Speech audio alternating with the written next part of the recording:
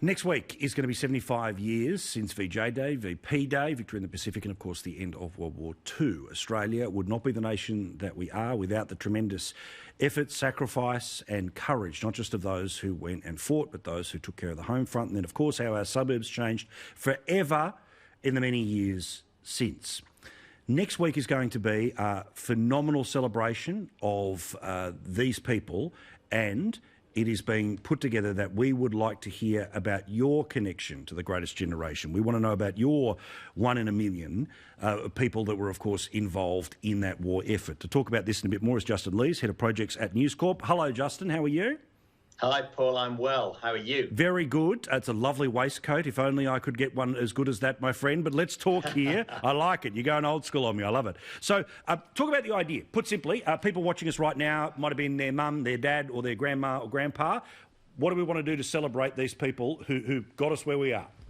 That's absolutely right. So very nearly 1 million Australians enlisted and served in some capacity during World War II, whether overseas or on the home front, men and women. And what the government is doing, and we at News Corp are supporting them, is a great initiative. It's called 1 in a million. And there's two elements to it. The first one is to get somebody who you admire. It could be a relative. It could just be one of the many, many brave, courageous men and women that served, and do something very simple. Get a picture of them, hold up your laptop, a printout, whatever you like, and take a selfie with that, and post it on your social media with the hashtag 1 in a million. Maybe say something about that person, what they mean to you, what they did. And another part of it, which I can see on the screen next to me right now, is they've taken the stories of 8 Australians who were involved in the war against Japan. Of course, the war against Germany, by now 75 years ago, was over. The focus was on the war against Japan. And they've taken the stories of 8 of these people. Some are quite well known. You saw the nurse Vivian Bullwinkle up there. She was the only survivor of a terrible, terrible incident called the Banker Island Massacre. There was Roden Cutler. There was Sir William Keyes. There's Smokey Dawson, the legendary entertainer, right there. And they've taken little stories of theirs and they've reimagined them in these beautiful, beautiful sepia animations. And they have the archive voice of those characters actually talking about what happened to them as these animations are drawn live in front of you. And these are being put out across social media by the government. We're helping them with our own Facebook site, Anzac Live. It's been going for many years now. And it's just another way for people to share that message of what brave Aussies did. Yeah, well, Justin, I just want to actually show the Roden Cutler one here. This is the retelling part of his life, in his own words, his own voice. Have a look.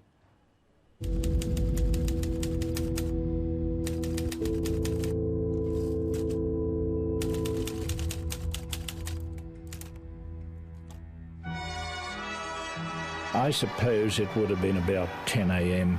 The people were out of the offices. They were walking down Collins Street. They were singing. They were clasping one another. And there was a Schweppes delivery truck. The driver's assistant thought quickly, jumped out, jumped into the back of the truck, grabbed 2 soda siphons, 1 in each hand, and used them like machine guns and sprayed the crowd. And then a woman came up to me and she said, "Oh, thank you for winning the war." I didn't know I'd won the war, but I was very glad the war was over.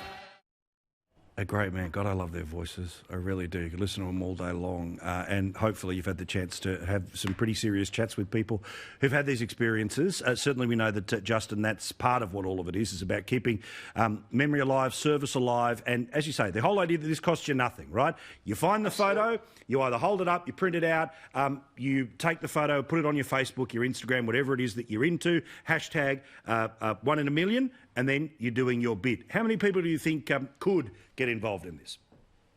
I think pretty much everybody could, because the thing is, it doesn't have to be a relative. It could just be someone, you know, who you admire. It could be one of those 8 in those clips.